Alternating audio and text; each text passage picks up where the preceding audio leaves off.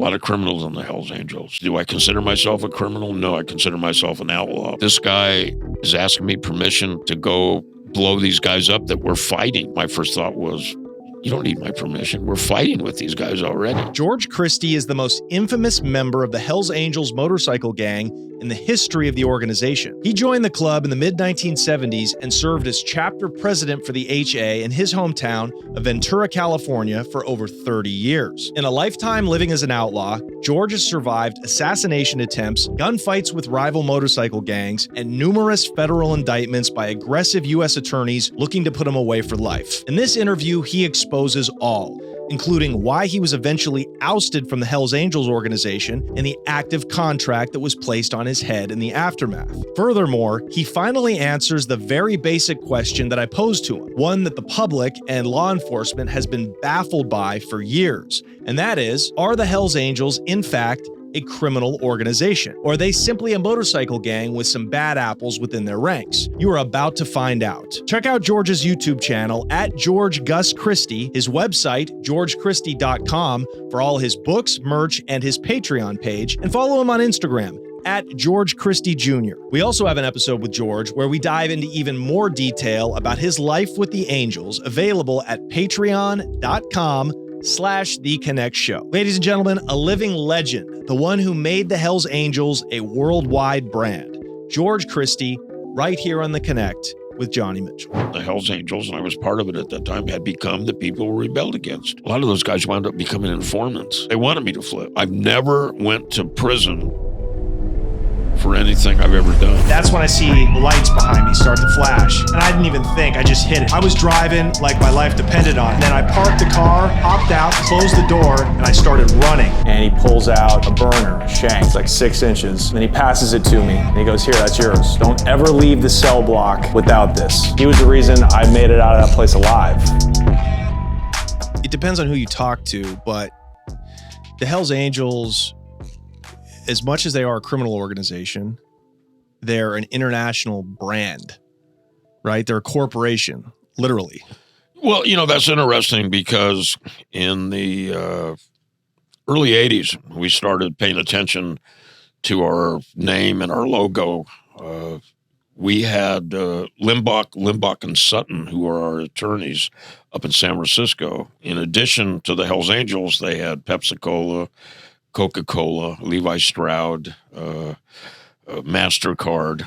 And what ended that relationship was the other brands found out they were representing us, and they didn't want to brush against our brand. Whoa. Not because our brand wasn't powerful, Yeah. because our brand had, you know... Yeah, the reputation. Ill reputation. So, you know, I learned a lot about branding. Mm-hmm. I've learned a lot about the media. Mr. Sutton taught me to control the narrative. Mm-hmm. You have to control the narrative. Mm-hmm. And so that was, you know, my introduction into branding, if you will. The HA, I think they make millions of dollars a year just on memorabilia. Well, there are people out there that are infringing on the trademark, and that was one of the things that I was involved in on the trademark board. Yeah.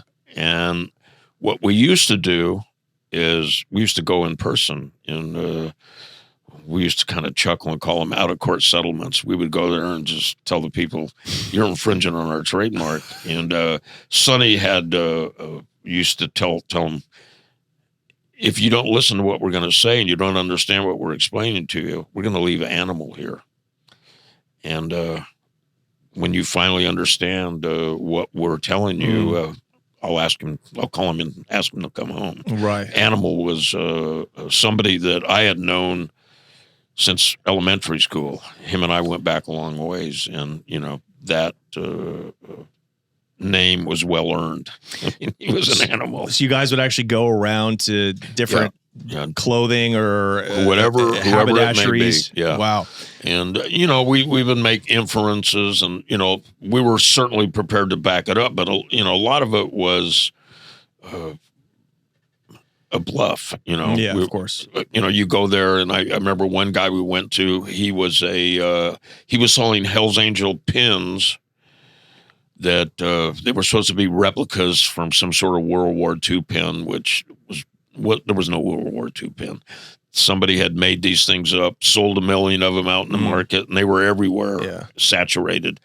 And he had a military store, and we went there and told him, you can't sell these anymore. Is there like a global headquarters of the Hells Angels? Well, or is it all decentralized by chapters? It's chapter to chapter. And I was just recently talking to, I was doing an interview, and they were talking about the difference between, and I'll use the Outlaw, that's a motorcycle club, and the Mongols. They're structured different than we are. The Banditos, we don't have an international leader, and the Outlaws had a international leader. His name was Harry Bowman. He died in prison from racketeering. The Banditos have an international leader. He's spending a life term for racketeering, Jeff Pike.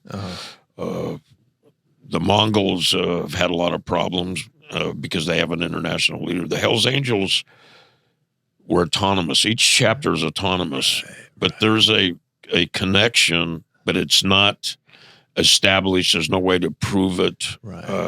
What happens is you become a de facto leader. Like myself, Sonny was kind of the lead guy, and anytime he'd go to prison, I'd kind of step into that position, but it wasn't an official title. It was, you become a de facto leader. And so the feds can't build, it's harder for them to build a huge racketeering case based on a hierarchy because there is no hierarchy. Right? No, it's an illusion, if you will.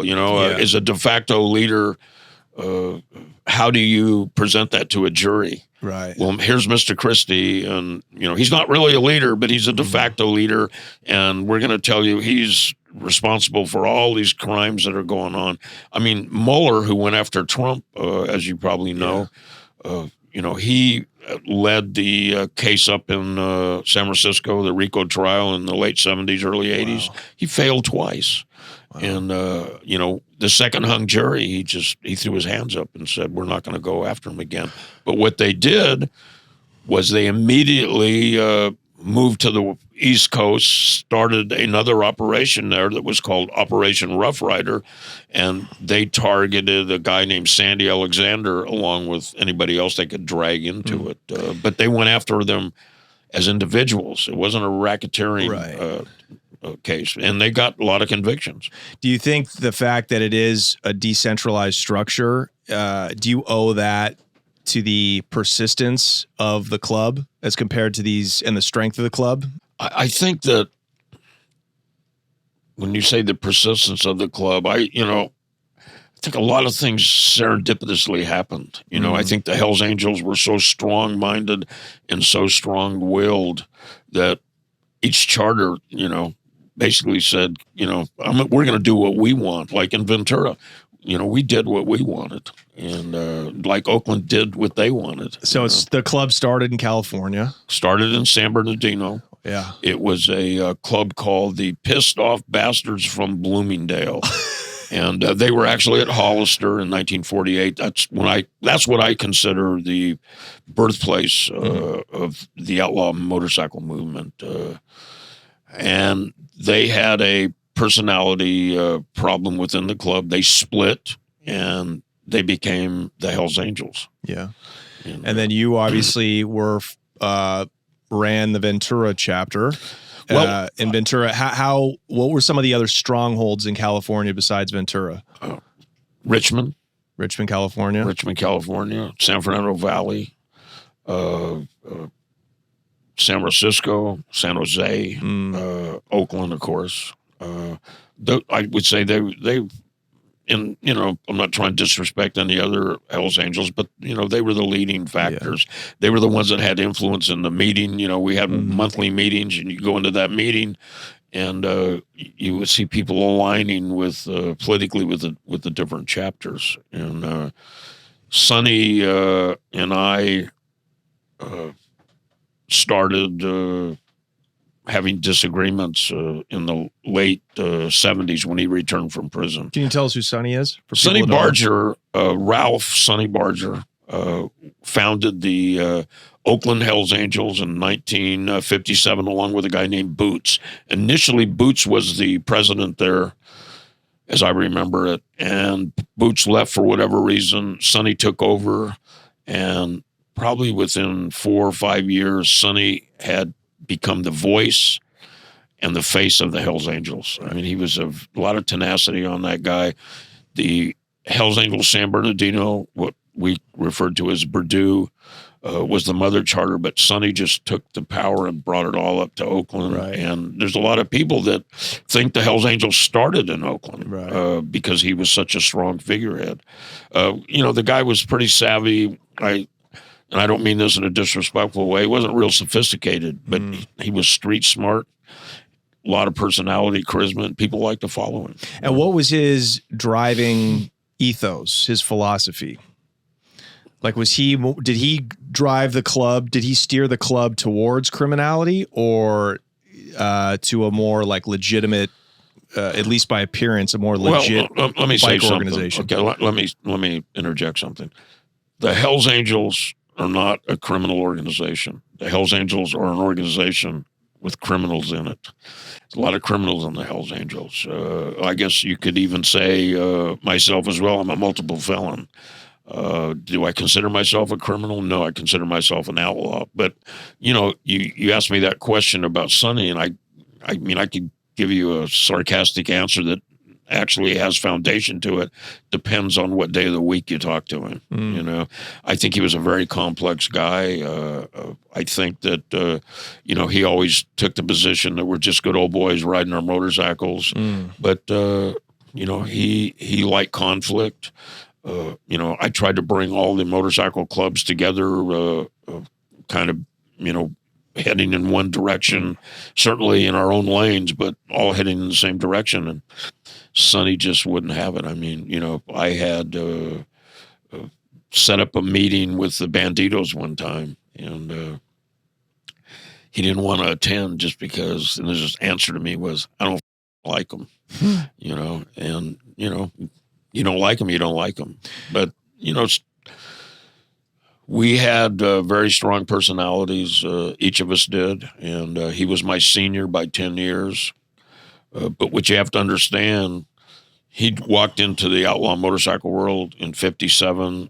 I kind of stepped into it in the mid-60s. Got my first official motorcycle in 1966.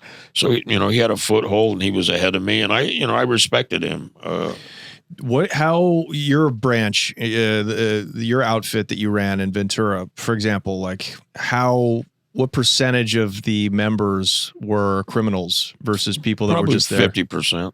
Okay. And what's interesting is the criminal element, as you referred to it, and I acknowledged, a lot of those guys wound up becoming informants. Right. David Girardin was a vice president for a while, a very strong figure, really tough guy, one of the toughest guys I've seen in a long time on the street. And, he was doing this and he was doing that. And I told him to pull the reins in. I said, hey, David, man, pull the reins in. And he didn't. And he wanted to barter his way out of it. That's how a lot of these guys get, they get themselves in a jam and they want to extract themselves from their judicial problem, and they barter. Today's episode is sponsored by PRIZEPICKS. I love these guys. You know this. They've been sponsoring the show for a while, and they've genuinely gotten me back into watching sports. I'm a super casual fan, but when I've got money on the line and the opportunity to make some cash, Daddy Boy is much more invested. For instance, just the other day, I picked Caitlin Clark for under 3.5 three-pointers made and Sabrina Ionescu for more than 25 points, and I hit. Guys, I'm watching WNBA games now because of PrizePicks. That is truly revolutionary. PrizePicks is America's #1 daily fantasy sports app with over 5 million active members. It's the easiest and most exciting way to play daily fantasy sports. Unlike other apps, on PrizePicks, it's just you against the numbers. All you do is pick more or less on 2 to 6 player stat projections and watch the winnings roll in. Get in on the daily action with your friends and become part of the PrizePicks community today. You can now win up to 100 times your money on PrizePicks with as little as 4 correct picks. You can turn $10 into 1,000. Where else besides the drug game are you going to get those kind of returns? PrizePicks is available in more than 30 states across the country, including California, Texas, and Georgia. Download the PrizePicks app today and use code CONNECT for a first deposit match up to $100. That's code CONNECT on PrizePicks for a deposit match up to $100. That's right. They give you 100 just for getting in and playing. You have nothing to lose. Pick more, pick less. It's that easy. Go get them today, get in the game, and start making money with PrizePicks. All right, let's get back into the show. So the government and the media paint the organization as this really sophisticated criminal structure with precise orders, right? Like drug trafficking, but in your estimation, are there any official orders from the top, like in a chapter, for example, that sit down and say, okay, what are you guys into? The way the mob sits down and says, okay, you're into sports book or loan sharking, right, or extortion. No, that's not happening in the Hells Angels. Okay. And there are particular individuals that involve themselves. I'll give you a perfect example. There was a crew of guys up in the Bay Area, Kenny Owens, Chico, I can't think of we used to call him Chico Minestrone. He was an Italian guy, and that was his kind of nickname. Jim Brandis. I don't know if you ever heard of Jim Brandis. Mm-hmm. Really, really ruthless guy. And those were the guys that controlled the meth market. Probably for, a good percentage in the United States, right, and they all got busted in the late 80s. Chico got 40 years. Kenny got 41 years. During that particular investigation, Sonny got caught up in giving the informant permission to blow some guys up. They had come to me initially and said, I was the West Coast chairman at the time, which was a job that really didn't have any official authority. But as I stated earlier, what I found out almost immediately is you have this de facto, position as a leader. People go, well, he's the West Coast chairman. He's got to have some power. And so they approached you for permission to go blow these guys up in Kentucky. And it's not because I have, such a high moral values. My red flags went up. And my first thought was, this guy is asking me permission to go blow these guys up that we're fighting. He wanted to blow up the Outlaws, and, my first thought was, you don't need my permission. We're fighting with these guys already. But when you say, okay, I push back when I hear you say it's a totally decentralized thing. It's not a criminal organization. Just some members, half of them at least, happen to be criminals. But then you say, well, we're fighting with a rival biker gang. Well, but what does fighting entail? It's not on Twitter. Well, but, this is the thing. You didn't ask me what we were fighting about. And what are you fighting about? And how does that fighting occur? And what is the fighting? Well, the fighting's serious. I mean, people dying. Which is criminal. So, well, I see it. To me, I see that more as an outlaw type. Some people may go, he's a hypocrite. Outlaw. Law. Yeah, outside the law. Sure. And I consider myself someone that lived outside the law for all those years. Do I live outside the law now? Not really, I don't do anything illegal. I speed on my motorcycle. I just, came back from Pismo Beach Sunday, probably 80 miles an hour all the way, pulling a sidecar, with my wife and my dog in it. How many times would people approach you about criminal activity? Committing murder? Constantly. Yeah. I mean, I have people come and try to hire the club to go kill their partner because they got to, run a beef with the guy. Wow. And so what do you do if you want to keep the club clean? What's your first reaction when you're approached about murder? Do you say, hey, no, you shouldn't do that? Or do you say, or do you think, God, this guy's maybe wearing a wire? Well, that's the first thing I think. That's when I'm laughing. I'm going, so they come into me and they say, hey, we are having a dispute at our business.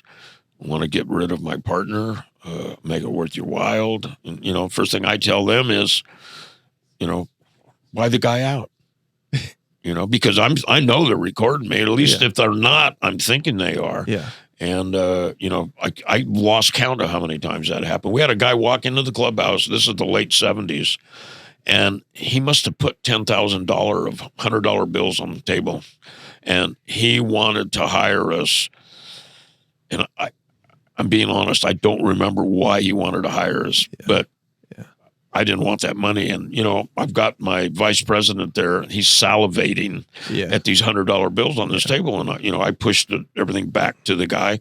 And there's no doubt in my mind that, we were being recorded. I don't think we were being filmed. They weren't that sophisticated back then. Right. But there's no doubt in my mind, we weren't being recorded and never heard from the guy again. Right. But just from your fearsome look and your reputation, people think, oh, these guys are killers. Yeah. And, some of it's earned, I mean, there's guys in prison, for shooting people. But you don't think club presidents, or at least your chapter or chapters of California, sanction murders by their ranking members? No. But, you get a lot of inner conflicts. You go back to the 70s. Terry the Tramp, probably 70 or so. I can't remember the date. 70 or 71. Hot shot. Yeah. He was given a hot shot. They wanted to get rid of him. A hot shot of heroin. Heroin hot shot. And then you've got Harry the Horse, Gary Robles. You've got all these murders, Snake, that they're still, unresolved. They're cold cases now, I guess you'd call them. Yeah, the government, here's the thing about, outlaw clubs, biker clubs. They're kind of like cults. The Branch Davidians come to mind, right? Yeah, but I don't like that terminology because I don't feel we were a cult. We were a club. Sure. Yeah. I'm just talking about the way in which the government investigates you guys seemingly with no evidence, seemingly they create the evidence sometimes. Right. And I think probably just like everything in life, the truth is somewhere in the middle. But certainly the government in the small town of Ventura, California, spent decades and resources trying to take you down. They wanted you gone. Well, I was told they spent over $30 million just in the 2001 case where we were indicted. The investigation started in 1999, I believe, or 98. It had to do with the 50th Hells Angel anniversary. And what transpired was, and this is law enforcement's imagination, they thought Sonny went to Arizona, retired, and that I had taken over the club. And, I was confronted by law enforcement. I told them, that's not how our club is structured. But regardless of what I said, they didn't believe it. They got money from the government. They got grants. They took money from within the community. They admitted, the district attorney Bradbury admitted that they spent $10 million. I was told by someone in law enforcement that I was friends with, they spent $30 million. And, they got, I pled guilty to some sort of tax charge. I mean, they're so, people laugh. I have people write me and they go, what did you get busted for? And I go, I don't remember. And they think I'm lying. Yeah. But, you get one felony. I mean, sure. What does it matter? You're a felon, You certainly, according to your Wikipedia page, you certainly were the de facto mayor, governor of Ventura. Do you think it's the nature of these small towns that allow large biker gangs to thrive? Because it's not like being in New York City where there's so much law enforcement everywhere. These are kind of more remote places that kind of lend themselves to a more outlaw way of life. Well, I would take exception with the term gang. We always consider ourselves a club, but okay, sorry. No, it's okay. You don't have to apologize. I've been called worse things. But, look, I've read that in Wikipedia, and somebody, wrote me and said, you got to read what they're saying about you, And It was saying all the small-time drug dealers they arrested in Ventura would say, yeah, we're getting all of our meth and marijuana from the Hells Angels, but we're not giving you any names because we're scared. We controlled that town. Right. And I ran that town with an iron fist. What you have to understand is I had a concert promotion business. I had a T-shirt business. I had the only tattoo shop in town for 35 years. I had a bail bonds business, and I was the administrator for my daughter's law office. So, I was quite the entrepreneur at that time. I mean, I didn't have time to sling illegal drugs, and I kind of stepped away from that whole lifestyle in the 80s. Did you have a background in that? Well, I mean, you don't become leader of the Hells Angels without understanding what the hell's going on in the streets. I'm just being candid with you.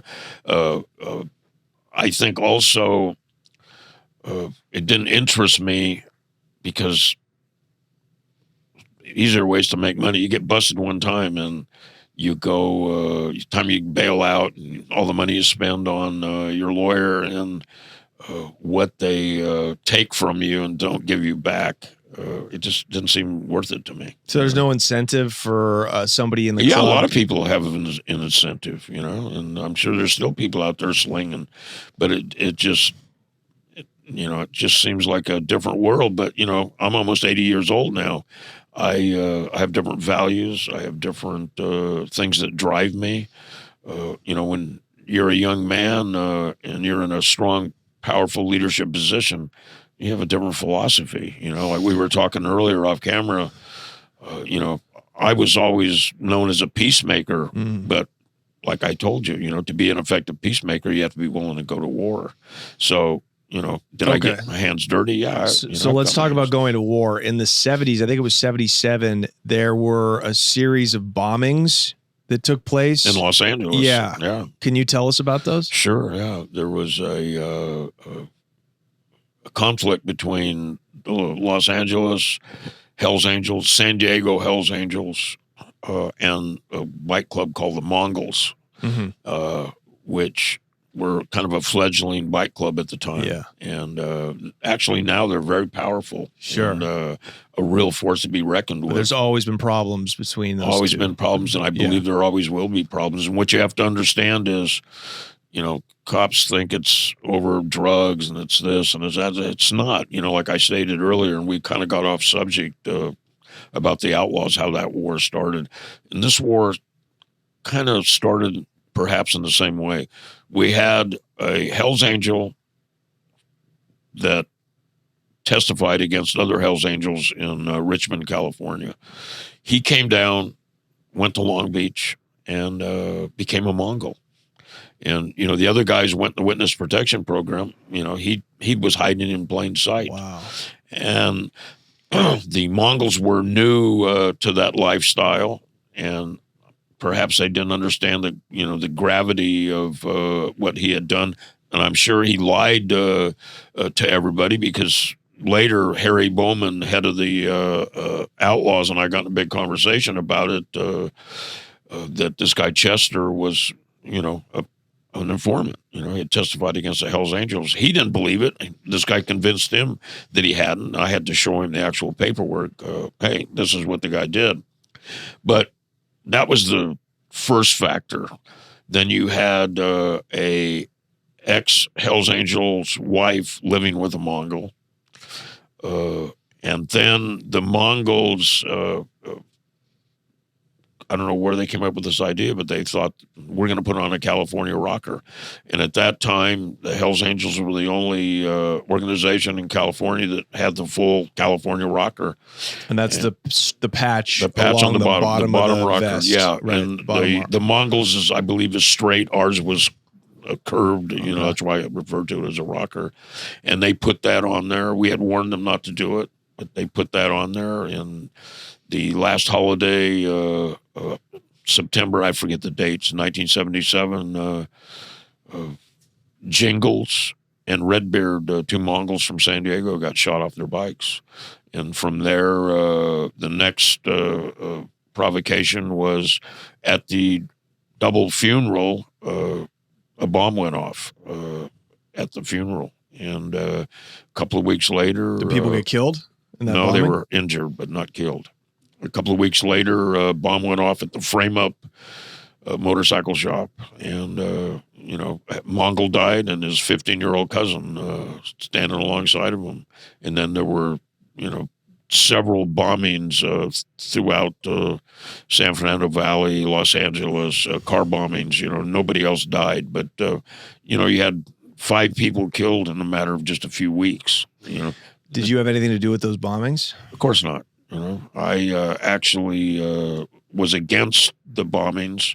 Did you know about them, though? I did know about them. Did you know they were going to happen? Well, I suspected something was going to happen because they had put a bomb. What happened was I walked into a middle of a meeting, an impromptu type meeting. After about 60 seconds, I realized they were conspiring to build a bomb and to go bomb this Mongol facility, or it wasn't really a clubhouse. It was more of a business, but it was a hangout kind of a place. I don't know if they were making a lot of money. And I, had come out of the military, Marine Corps. Yeah. I worked for the Department of Defense, Right. And I said, you guys are going to bomb this place? I go, what about collateral damage? And they were very cavalier. And I said, well, I'm out of here. I got up and I left. And they did take a bomb there. It didn't go off. And Old Man John, who was the president of Los Angeles, made me go back and retrieve the bomb that didn't go off because there were people mad at me because I walked out of the meeting and said I wasn't going to participate. How did these other members who did participate, how did they know how to build a bomb? Was there past military experience as well? That I can't answer, honestly. Vietnam, they might have had. The guy that made the bomb, Brett Eaton, wound up ratting on everybody. So people went down for those bombings? Oh, yeah. Okay. Yeah. We had a Ventura member. He's the guy that, he was a Los Angeles member, later became a Ventura member. He had taken the bomb into the Mongol shop, and he wound up doing some time over it. Now, but not for till 10 years later. Okay. Now, you as a chapter president, could you hear about this conspiracy to set off all these bombs? Would you actually have the authority to say you can't do this? Or does everybody kind of operate autonomously? People are working autonomously, but you have to understand that, people don't want to get involved in that stuff. I mean, no, yes, they do. Well, they not were me. involved. Not me, but I'm saying that you're talking about membership across California, in the conspiracies that came from these violent acts in San Diego, for like Redbeard and Jingle. I think there were 2 people involved in the conspiracy. One guy went to prison. The other guy became an informant. Brad Eaton, same thing in the bombing. You had Brad Eaton and this guy build the bomb. Brad Eaton ratted on him. He went to prison. So, it was adjudicated. And obviously, if they could have arrested everybody in Los Angeles, they would have. They didn't have the evidence. And that's not the way the crime came down. Right. Okay. So it's conspiracies, it's criminals or people that are committing criminal acts inside of a larger organization, but kept within their own little world within that organization. Well, in other words, somebody can go, 2 members of the Hells Angels can go blow up a Mongol without like a vote, like the way the mafia has like a council and they have to get permission to go pull a hit. Yeah, people were just running amok. This is the 70s. Right. People were just running amok. Of course. Now, as things progressed in the late 80s, I went into prison, came back, and I had a lot more gravitas, if you will.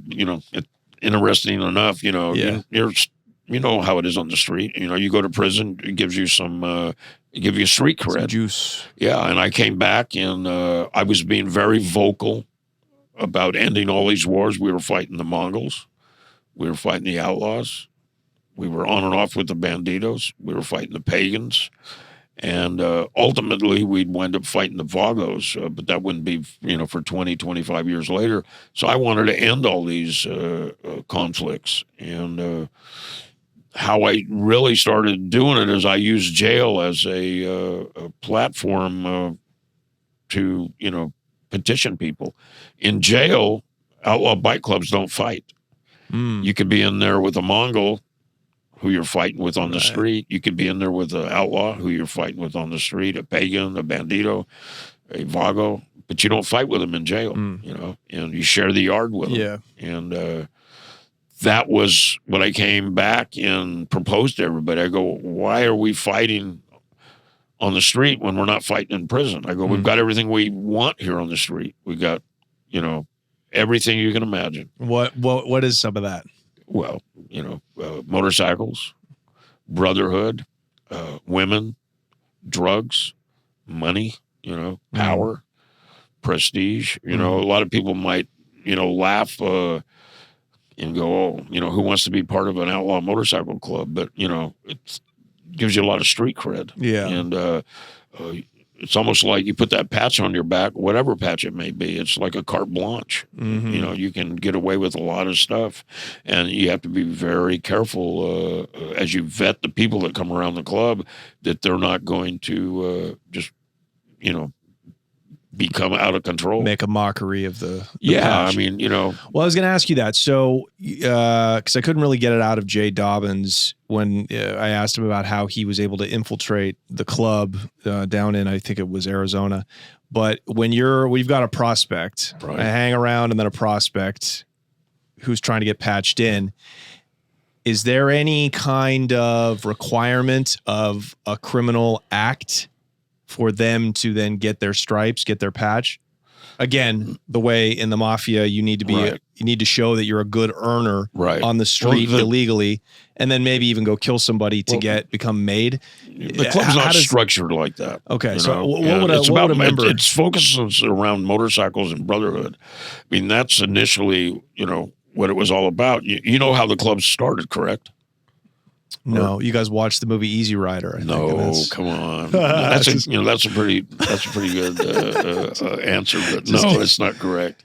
Dennis Hopper told me how to do it. Yeah. You had returning vets from the Pacific Theater, from the European Theater in World War II, and they came back and probably displaced, suffered from undiagnosed PTSD, and they started these little bike clubs. You had the Booze Fighters. You had the Galloping Goose. You had the 13 Rebels. You had the Pooh Bobs. That was the, pissed off bastards from wherever they were from. Yeah, San Bernardino. Yeah, and, the Hells Angels sprung from that. Right. So that was the birth of the Outlaw Bike Club, and it had nothing to do with illegal activity, narcotic sales. It had to do with fraternity. Yeah, it was a fraternity. These guys had this brotherhood. They came back to just about nothing. Yeah. Look, you come back from prison, what's it like? You start over. Yeah. And some guys don't make it. And I don't know, speaking for myself, I've been in prison 3 times. I've came back 3 times and reinvented myself, and it hasn't been easy. Each time it's a struggle. So do you think your generation adopted this ideology of being free and separate from what was then like square middle class norms? And I think seems like freedom is the big driver. I you guys like your freedom, absolutely, and identity. And the motorcycle represents freedom. I did a interview, which I was totally shocked. Harley Davidson, a motorcycle company, invited me to be part of a documentary back in the mid 80s. And, that was one of the things, the interviewer said, isn't motorcycles a symbol of authority? And, I said, no, it's a symbol of rebellion to me. Right. That's what it always meant to me. Right. The first time I saw an outlaw biker was probably in 1955. I was standing on a street corner with my father, maybe 9, 10 years old. And, it just had outlaw all over it, and metaphorically, man, I jumped on that bike, when that guy went through that signal. And it took me 10 years to get into that world, but I kept thinking about it and wanted to have it. And so, that's what the outlaw movement was all about. And I think, so it's based in rebellion. Yeah. People confuse the outlaw with the criminal, but there's a lot of people pushed into criminality because of that lifestyle, and are you going to put food on your table by any means, or are you going to let your family starve? Yeah, well, I think it shouldn't be a big surprise looking back that a club and a culture based off of being an outlaw, which is just by definition criminal, right? If it's outside the law, and rebellion, that is going to attract people, even if it's not an explicitly criminal organization, it's going to attract people that make their living through criminality, because it's hard to be a lawyer Monday through Friday and then go ride with the brothers Saturday, Sunday. We used to call them in the 80s. Weekend warriors? No, we would call them rubs. Rich urban bikers. Right. And, did I have a problem with the rubs? No, it was a big highway. There's lanes going up and there's lanes going down, and, there's plenty of room for everybody. But not everybody can become an outlaw, a real outlaw. So then how, if it's not a criminal organization, and I say this with all due respect, this is what makes for good podcasting. It's my job to I expect you to come after me a little bit. If it's not a criminal organization, then what are the characteristics that you look for in a prospect to become a patched in member? If it's not the ability to earn criminally or potentially carry out criminal acts? Well, what kind of motorcycles a guy riding? Is this guy a stand-up dude? Can he hold his mud? I mean, these are 60s expressions, Yeah. And, we used to ride up to Bass Lake, and that was the place where you kind of worked out all your differences. And, at the end of the weekend, whoever was left standing by the fire is someone we referred to as a regular, hey, the guy's a regular. David Ortega, a very close friend of mine, met him in 1966, and, we were friends up until his death. Sometimes good times, sometimes bad times. I mean, we fought amongst ourselves, not to the point where somebody was in jeopardy, but we had, disagreements and whatnot, like any brother would with his brother. But at the end of that weekend, that was a term he came up with. The guy's a regular. Yeah. What do you think of that guy? Well, he's a regular. We had another guy that came around the club. He was an informant, and I picked him out. I said, I know this guy's no good, and he turned out to be no good. And I went to David. I always used to defer to David a lot. I said, I go, David, what do you think of this guy? He goes, I don't know, man. I don't like him. And I said, what do you think it is? And we could never put our finger on it. And what David came up with, he goes, you know what it is, man? He goes, I just don't like the way he parts his hair. And the guy was a rat. He was working for the FBI. He sent Sonny to prison, busted Irish. Irish got murdered before he went to prison, busted all these guys up in the Bay Area who I'd mentioned earlier, Chico and... the rest of that whole, crank crew, those guys were cooking crank up there. And, you talked about, is it spread around? No, those guys knew how to cook crank, and they wouldn't share that recipe with anybody. They were in control. They had that little cartel that they were running. And, I had mentioned Jim earlier, like, Jim was ruthless, and, So obviously there's different outfits, different chapters obviously have different levels of criminals in them, right? So an Oakland chapter or a Richmond chapter that's got meth cooks that are making millions of dollars a year, I assume that's going to be a better funded chapter. Am I correct in that? Or what are the dues that you have to pay into the club? you pay weekly dues, whatever the set dues are. When I first came around the club, it was $5 a week. When I left, it was over $150 a week or whatever. The cost of living though had gone up as well. But look, the record speaks for itself. You can speculate all day long, and these guys are doing this and these guys are doing that. You talk to Jay Dobbins, I got no axe to grind with Jay, but, he was an ATF guy. And, it's funny because they talk about us drinking the Kool-Aid. I mean, he drank the Kool-Aid. He believed that and he does believe that the Hells Angels is a criminal organization, and like I say, it's not. It's an organization with criminals in it. And whether good or bad or indifferent, it is what it is. I think we might even be splitting hairs. Because, say I have a household, right? Right. There's 10 people in the household. Okay. It's a big Mexican household. Kidding. But it's and only he said that, not me. Yeah, of Everybody. course. I'll take the heat. So, household of 10 people, only 2 people in the house are getting abused. Would you call that an abusive household? Or would you call it a household that has abusive people in it? It's a household with abusive people in it. But, come on, you knew what I was going to say. Right. I feel like I'm the DA right now, and I'm. Well, I feel like I'm on a witness stand, But I took 6 days on the stand. I took the witness stand my own defense. Yeah, we're going to talk about that. Okay. We're going to talk about that. So I'm getting ahead of myself. Right? Yeah. Okay, I usually am. So are you telling me that there's that whatever a guy brings in off the street, if he's a member of a chapter, that money isn't getting kicked upstairs to a boss? It's never been proven, and I don't think it's taken place. Now, if somebody wants to throw some money into the club treasury, right? I don't think anybody's going to question. Wait a minute, where's that money coming from? No one's going to ask. Right. I mean, I'm being honest. No, I believe you. People are not going to ask, but you wouldn't have a meth cook toss you an envelope of cash when you were. Let me tell you something. Like Tony Soprano. No. And I've got this stuff that can substantiate what I'm saying and back up what I'm saying. Tony Tate is an FBI informant. He comes into the meeting and he brings it up in the meeting. We've got 12, 13 Hells Angel presidents from the West Coast in there.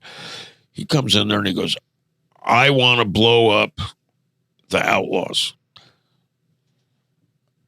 I mean, that's a conspiracy. That's a crazy thing to say. Yeah, I would kick him out. Now, do you have the authority as president to be like, give me your patch? Well, you're done. Like you can't just do that. No, you can't do that. But let me tell you what I did do. He's sitting next to me, and aside from having that cavalier statement and trying to draw people into the conversation, he has a cast on. And I'm sitting here, he's sitting next to me, and the cast is right there. There's a bug in the cast. So they have me on tape saying, hey, you know what?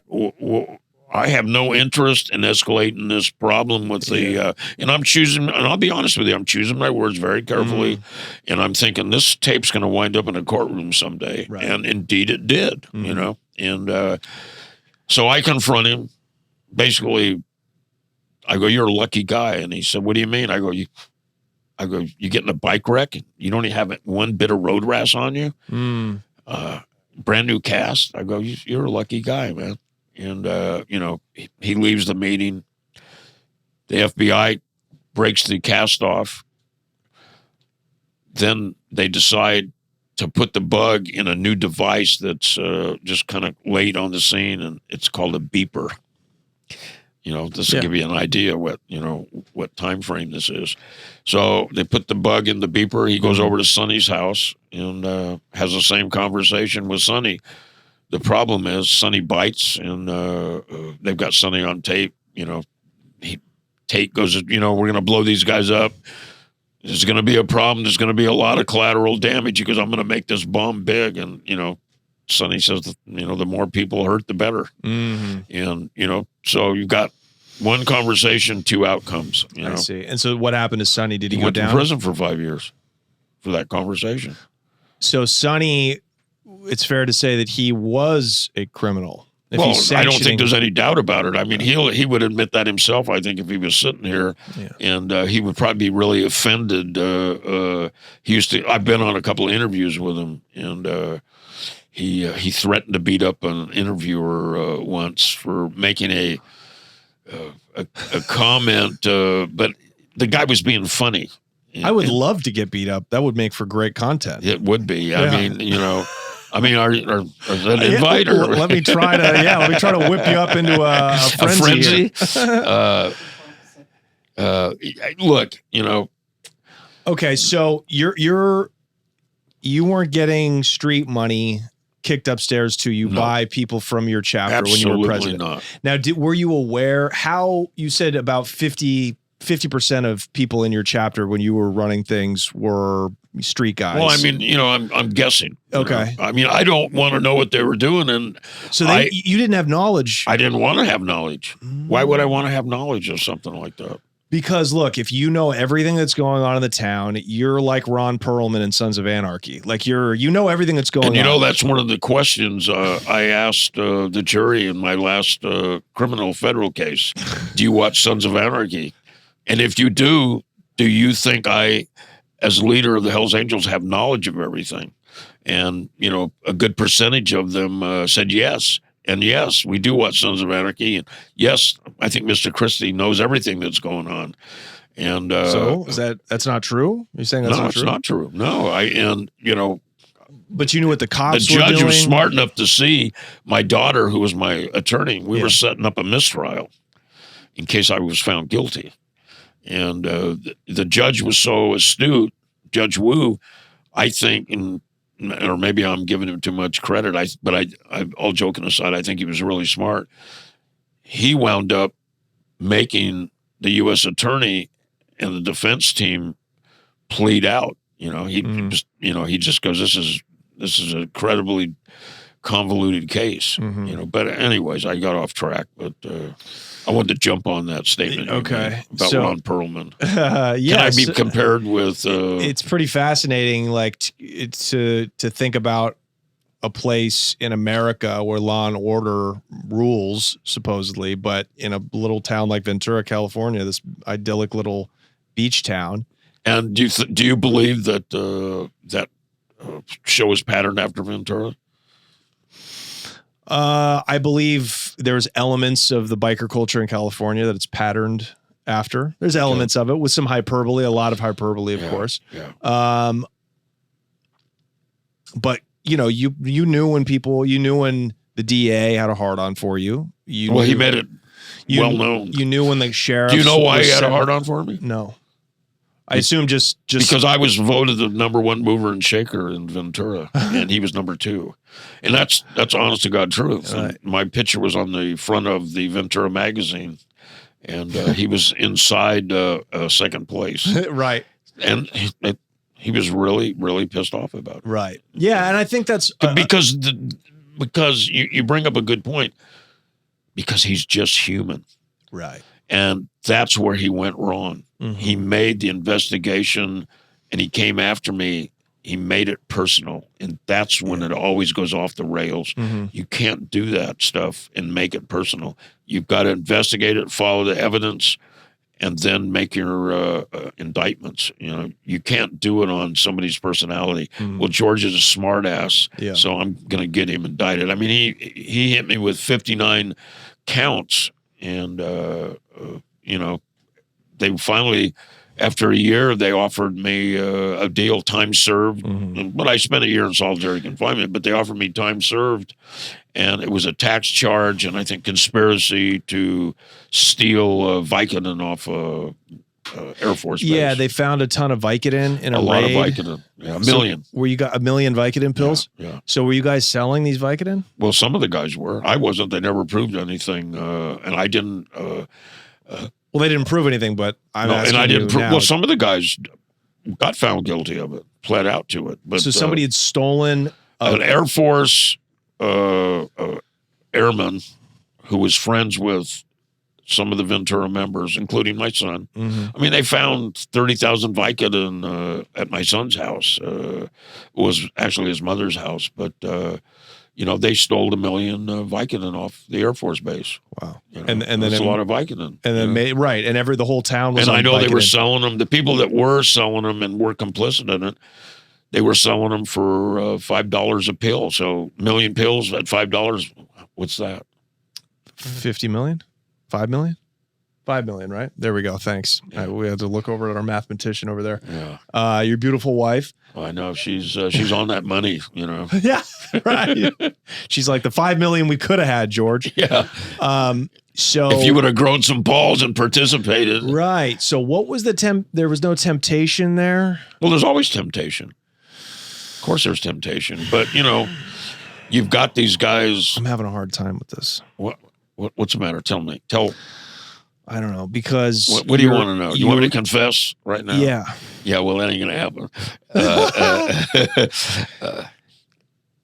No, what are you having a problem with? No, I'm not having a problem with it. I guess you were president. You were in a position of power for decades during the height of the cocaine boom. All right. Then the speed boom. I snorted so much cocaine in the 80s, they were going to make me an honorary Colombian citizen at one time. I said that at a party one time, and I offended a Colombian by making that statement. Yeah. We're tired of Colombia being equated to cocaine. Don't you hate that? It's we don't know anything else about your stupid country, so be happy with it. That, and I know about the FARC. The FARC rebels, sure. Right, sure. Yeah. So because they took over the cocaine business, right. And we had a beef with them in Europe. Could you go into that? Yeah. Do you want to do it right now? Or yes, please. Well, one of the guys in Holland made a deal with FARC, got up. See, what makes it so easy is getting involved in illicit businesses as a Hell's Angel or probably any other motorcycle club is you can get instant credit. Right. Because you have to pay your bills. That's a rule, Yeah. So, Mike Wallace, when I was on 60 Minutes, Mike Wallace hammered that home with me. It was right in our bylaws, no drug burns. And, meaning you don't rip people off for drugs. Never rip people off. And hang on. Okay, I know. You think you got me now, don't you? I don't think anything. I think okay, I'm teasing her. I think if it's in your bylaws that you don't burn people over drugs. Yeah. And Mike Wallace asked me the same thing. But that implies that you sanction drug dealing. Well, it does imply that, but how is it not a criminal organization? Well, you'd think that they would have taken that and used it against us, but I'm going to say to you, like I said to Mr. Wallace, 30 years ago, whenever it was. That's so cool, by the way. Yeah, it was cool, yeah. And I'm going to tell you a little story about him afterwards. We didn't know where they found that piece of paper. The feds mysteriously wound up with it. Was it an authentic piece of paper? Sure it was, but I sure the hell didn't admit it on camera, but it was part of the rules, but it was really about anything. You couldn't even sell. And what the guys were doing is they were going to Haight-Ashbury and they were selling joints for $1 a piece with oregano. Okay. Ripping people off. Yeah. And the guy said, we made a rule. You can't do that. Right. Because the hippies were getting mad at us. And, we were friends with the Grateful Dead. And Big Brother, Chocolate George, I think, was romancing Janis Joplin at the time. Right. And, people. So it hurts the brand. Yeah, it hurts the brand. But getting back to the FARC. Yeah. This member got $1 million worth of drugs. And, fronted. Yeah. And the money disappeared. The drugs disappeared. Oh, wow. And I don't know if it's true. It's kind of an urban myth within the club. But the FARC said either you kill him or we'll kill him. And we didn't want a war with the FARC. And the guy wound up dead.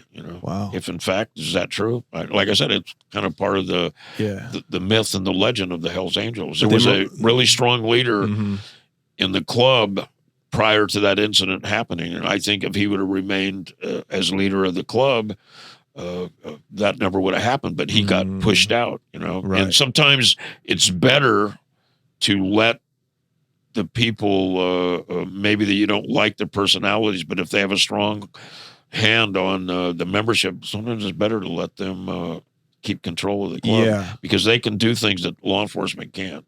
And that was a mistake I think they made in Ventura. Can you explain that? Well, Doing things that law enforcement can't? Well, you mean stopping? We control the streets. So stopping criminality before how it do starts. Who else could? Okay, here's a perfect example. There's drive-by shootings starting to happen. This is a new phenomenon in Southern California. Right. Okay? It's like the 80s. Yeah, it starts happening in Ventura. You know, what do the Hells Angels do? We call a meeting with all the street gangs. They come down to the clubhouse and we tell them, you guys don't have to get along.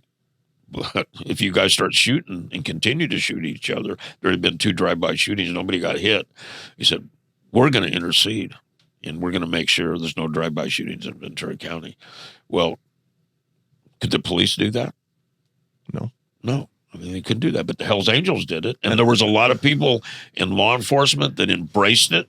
And there was a lot of people in law enforcement that it disturbed them because they didn't have the power or authority to do what the Hells Angels could do. Wow. Now, a lot of the old-time cops were, what do you guys care? Let them get the job done. Yeah. Like, make the community safe. And that was the end goal, to make the community safe. But what happens is, like in a lot of things in life, the egos and the personalities get in the way. Right. And there was a police chief, I'm not going to mention his name. There was a police chief in there that he told me personally, he goes, you guys behave yourselves, do whatever the you want in the underworld, don't impact the community, leave the citizens alone. And, that's a pretty good formula. Did you make the drive-by shooting stop? Yeah, we did. That? Oh, yeah. They completely stopped. And it evolved from there. And one of the same cops that took exception to us being involved in stopping the drive-by shootings, what happened from there is we started communicating with these street gangs. And who are the Bloods and the Crips? They were Pierpont was a gang, Avenue Gangsters was a gang, Midtown was a gang. Okay. They had these little gangs. The Colonial Chicas in Oxnard, was a gang, and we started having these parties at the clubhouse, and we would charge entrance fee, and then we'd sell support gear. We'd sell shots of liquor, and we'd sell, beer, and we'd always have these local bands, like, you ever heard of Big Bad Voodoo Daddy? They were kind of a big band for a while. They played at the clubhouse several times. But we started making like $20,000-$25,000 a night. It was like a nightclub. The clubhouse became almost like a nightclub, and the same cops that were mad about the drive-by shootings were mad that we were making so much money. Right. They didn't think it was cool, Yeah. One of them, I got an argument with one of them. He goes, what are we getting out of it? We're getting nothing, And I said, well, look, you can get all these street gangs together and there's not even one fist fight. I said, don't you think that accomplishes something? I go, these guys get to understand, hey, maybe these guys aren't much different than us, and they can strike up relationships, but they didn't see it that way. So do you feel like the heat and the pressure from these ego-driven bureaucrats in the sheriff's department, the district attorney's office, you think that kept getting more persistent as the years went on? Well, I think if you talk to the old timers in law enforcement, it's almost like talking to the old timers in the Hells Angels. Yeah. You got these new young whippersnappers, and they're losing the essence of what law enforcement is about. But I think all those jobs are ego driven, pretty much. Did they make any what they would call righteous busts while you were president, from the 70s up to the 2000s? Not in Ventura. Look, let me tell you, we moved out of Los Angeles because of what you spoke about earlier, the bombings, the machine gunnings. I came up with this idea as a Marine. It's like there was one bridge still that we could exit the town and get to a safe place and regroup and go on with our lives. And that town was Ventura. And I had went to the club and I said, look, it's only a matter of time till we get indicted. These guys were honest. They were taking pictures. They were stopping us, FI cards, questioning people. And I came up with this idea for the Saint and Slaves to become the San Fernando Valley Hells Angels. The Los Angeles Hells Angels would pack up, I'm being kind of dramatic now, in the middle of the night, and retreat to Ventura, open the Ventura Hells Angels up.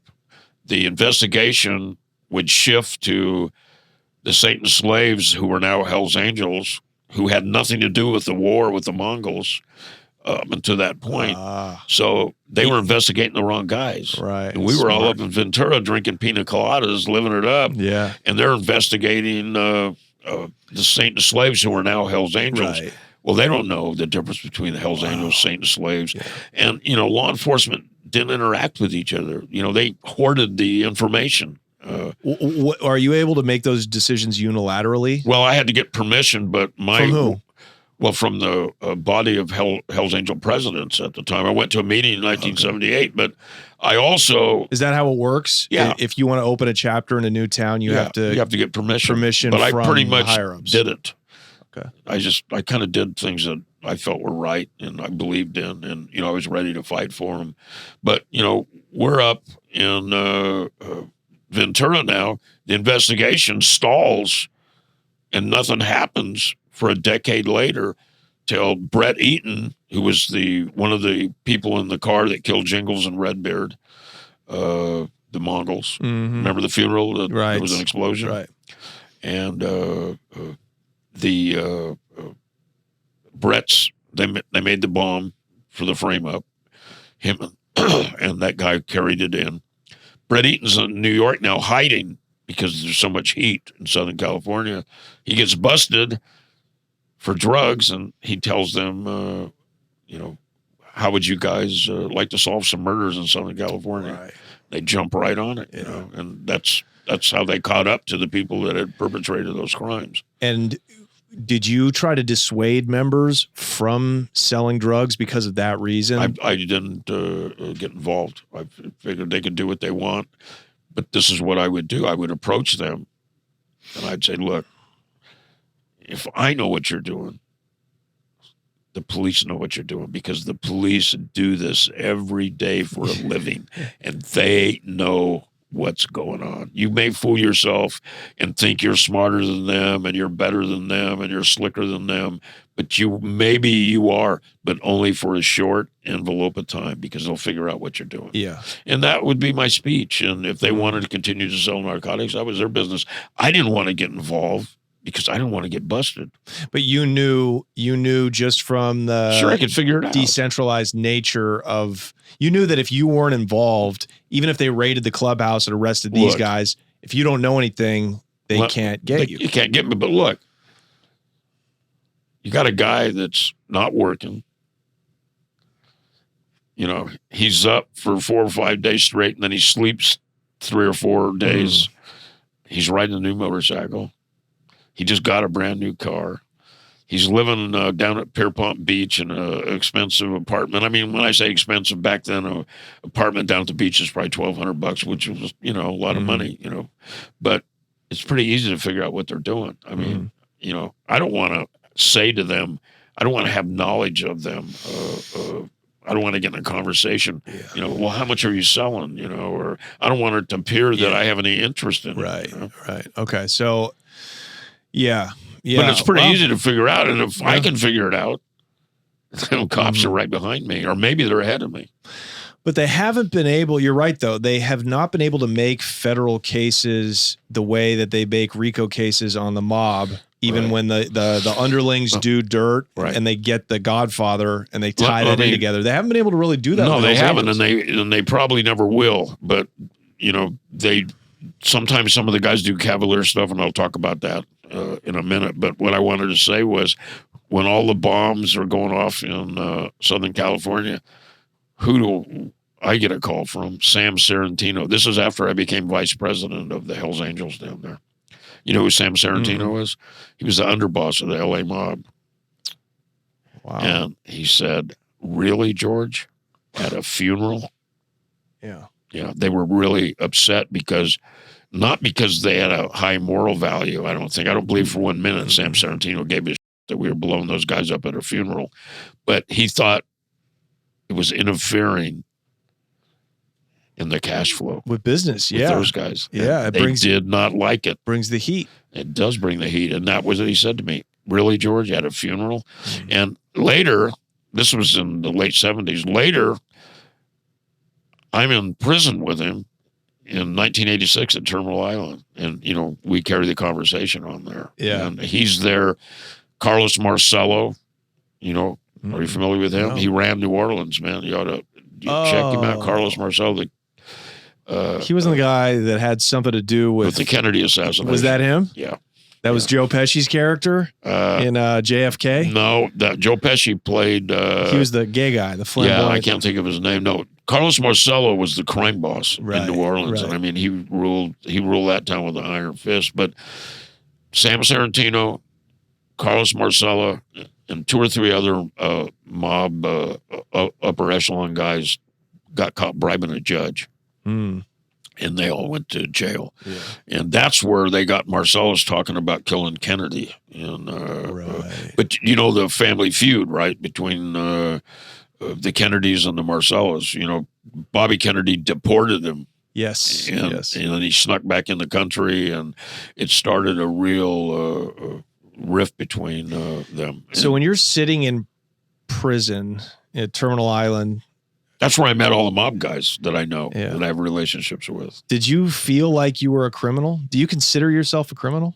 Or did you back then? Well, I consider myself an outlaw, and you have your description of a outlaw is a criminal. You know, I have a different description. I'm more like I feel like you know, Billy the Kid or Wild Bill Hickok or something to that effect. You know, I think you see me more as a John Dillinger type or something. You know, I see John Dillinger as a criminal. You know? I think, I guess somebody that commits crime for a living. Back then, I know you're retired, you're out of the game, you're out of the life for the most part, the culture. But back in the day, your run, you know, when you were around real bosses, like criminal bosses, did you feel like you were one of them, or did you say, "Oh, I'm persecuted. I'm the head of an organization that's not a criminal organization"? I felt that I had a smart ass mouth, and I dished it out. And my mom always used to say, you know, if you're going to dish it out, you better be ready to take it, son. And that's kind of the way my mom and dad were. You know, there was no ratting, there was no whining, and of course, my wife says I whine now because my bones hurt. But I'm being a smart ass. But no, I didn't complain. You know, I take my medicine, and I'll tell you something else. I've never went to prison for anything I've ever done. I went to prison for what people perceived or said I did with them. The informants put me in prison. They've never busted me for anything I've ever done. And I'm not ready to make a confessional. I want you to know that. I'll ask you broadly, have you done criminal acts that you have not been prosecuted for that could have put you in prison? Well, I think that you're in a war that lasts for 30 years. With the probably Mongols? Some point in time, when the Mongols, the outlaws, the banditos in Europe, you know. And what would some theoretically, are we talking about like possession of an illegal gun, possession of explosives? You know, there was a garage, we used to call it the Armory in Los Angeles, and it had 2,000 pounds of dynamite. It had, we had a British anti-tank gun, which I always used to laugh because I used to ask the president, old man John, I go, the Mongols don't even have a tank, John. Just in case they get a tank. But we had an anti-tank gun there just in case. We had lathes. We were making silencers. You know, I got pretty good at making silencers. You know, there was guns down there, people filing numbers off guns. I mean, so, yeah, I mean, there was, you know. Was that used like communally between the chapters in Southern California? Like if you needed to get strapped? Well, we kind of had our own, each charter kind of had their own deal. Okay. You know, we're pretty, you know, it's interesting you say that because it's like, I don't want anybody to know outside of my small circle of people what I had going or what was really going on, and Ray Glore got busted. He was the leader in Los Angeles. Poor leadership on that with this guy. So he gets busted. That's a whole, I don't know if you know the dynamics of everything that went on in Los Angeles. The Orange County Police put an informant in the middle of Los Angeles, and people are being bombed, people are being machine gunned, and the Orange County Police won't share it with the LAPD because they have their own investigation going. They're trying to stop the Hells Angels from moving into Orange County and creating a drug network down there. So they target this guy, Ray Glore, the president of Los Angeles. Ray gets busted. So he tells two guys, go to the armory and clean it out. Get all the dynamite out of there. Get all the weapons out of there, the machine guns out of there. The guys go over to move the explosives and whatnot. And the one guy gets out of the car, walks up to the door, sticks a key in, and all hell breaks loose. As soon as he sticks the key in the door, apparently Ray had flipped. Right, yeah, right. And right. Of course, the cops busted all the armament. Yeah. But we got a young lawyer, and he tells the district attorney, goes, well, what was in that garage when they got there? There was nothing in the garage because they cleaned it out for public safety. So he was walking into an empty garage. Oh. So, Yeah, but you exposed the rat. Yeah, and he died later that night. Somebody walked up to his front door, knocked on his door. He answered the door, and they shot him a bunch of times. Wow. And he died. That's still an unsolved murder. So do you think, because now I kind of see J. Dobbins' point, why the ATF, alcohol, tobacco, and firearms? I'm losing you then, huh? No, you're not. Well, you had me. Yeah, you're losing me a little bit. Now I'm like, okay. Well, I have no opinion one way or the other. I'm just saying I can now see why the Hells Angels, as the decades go on, and you guys are strapped like this, you have the feds now. The feds are interested. Yeah, normally now it's public safety, man. It's not local pigs that really investigate you guys anymore. It's federal. Yeah. It's the ATF. It's the FBI. I'm laughing because I haven't heard that term "pigs" in years. It's funny, right? It's Vietnam. Yeah, it's a Vietnam era. It's a throwback. Yeah. So that brings down heat. And now you have... See, let me, can I interject something here? Yeah, of course. Okay, this is what I see, criminal, outlaw. Got a garage full of weapons to defend ourselves because I'm a outlaw. Now, if I want to become a criminal, maybe I go over to the other garage that's 5 blocks away from the armory that's full of crank. And go in there and go, hey man, I'm gonna jump in the game. Let me get a pound from you. Now that's what I see as a criminal, and maybe I'm a hypocrite, but that's how I see it. The guy got shot to death later that night. That would be a criminal act. Well, I don't know. He broke the code. I see. See, I'm a real outlaw at heart, man. Wow. I really mean that. Was Billy the Kid? Was he in it? Yeah. Who was in charge of that town? That town, they were fighting for control of that town. Right. In Lincoln, right? Do you know much about the Lincoln County Wars? No. Kansas. No, New Mexico. Oh, wow. There's a lot of Lincolns. Yeah. Well. No, I don't know about I'd rather have Benjamins than Lincolns. Yeah, but, same. I'd rather Bitcoin. Yeah, well, I don't know much about that stuff. I'm an old man. Okay. You see what I'm saying? Yeah, I'm not trying to be sarcastic, but that's the mentality. Yeah. Wow. It's fascinating. Yeah. I understand what you're saying. Yeah. It's a little one would argue, and you're I'm 80 years old, man. You're going to say archaic. I was going to say archaic. I know what you were going to say, because you know why? Because now I'm like some of the informants that testified against me. I'm reading your mind. I had an informant say that. Yeah. He said, "Did Mr. Christie order you to do that?" No, he didn't, but I knew what he was thinking. Yeah. And I said, well, what is Mr. Christie thinking right now? So you're almost like you purport to be almost a vigilante organization when you say we Well, kept Ventura safe. I don't know about a vigilante. But that's essentially... I'd rather be called an outlaw than a vigilante. Right, but that's what you do when you say we keep the streets of streets course, I did. Ventura Charles safe. Bronson, I did like him in what the hell was it? Death Wish? Yeah, Death Wish was sick. Yeah, and Charles Bronson was a good guy. You know, it's funny with the Hells Angels. We have all this kind of like connections to these movie people and these bands and whatnot. You know, it was crazy because people. I don't know what it is. People really look up to that. People.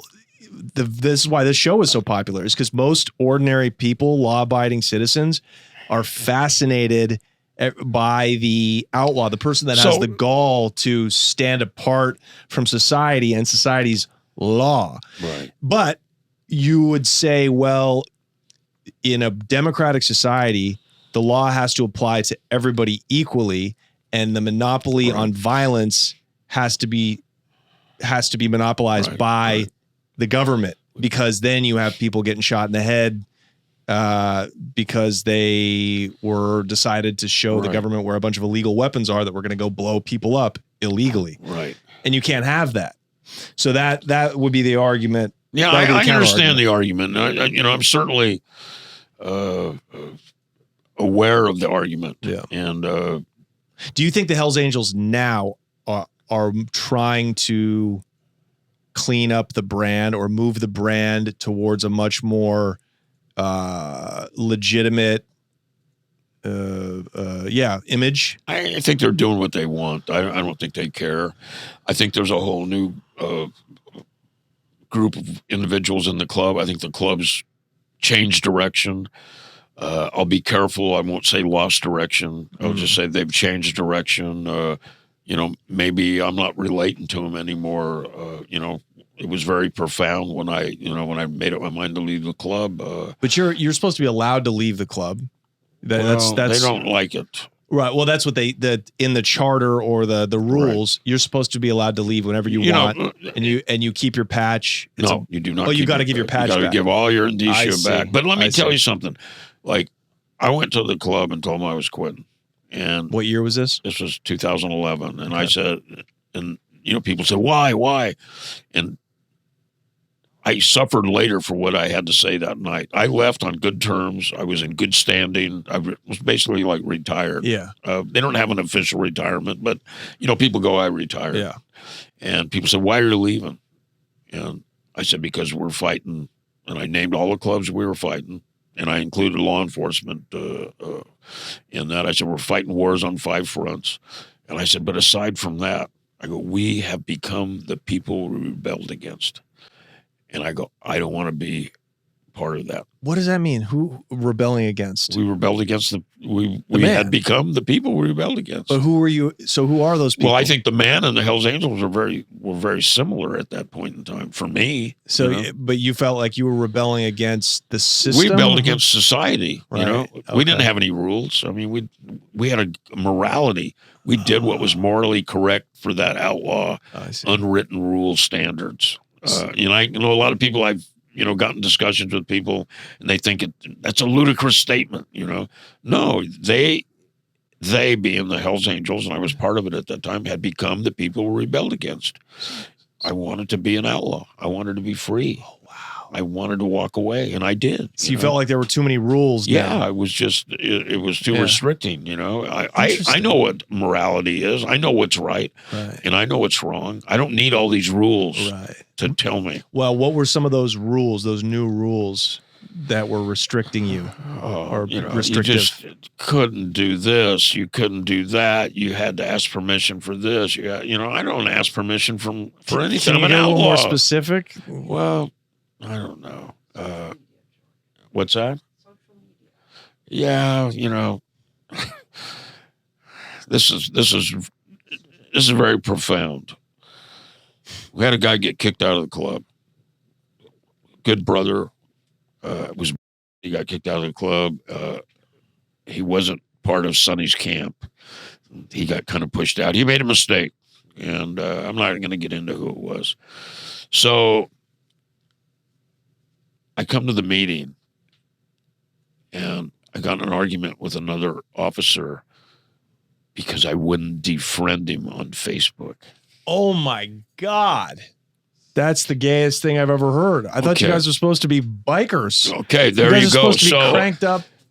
I said, are you kidding me? I said, we're supposed to be the most notorious outlaw bike club in the world, and you are talking about you didn't defriend this guy when we kicked him out of the club.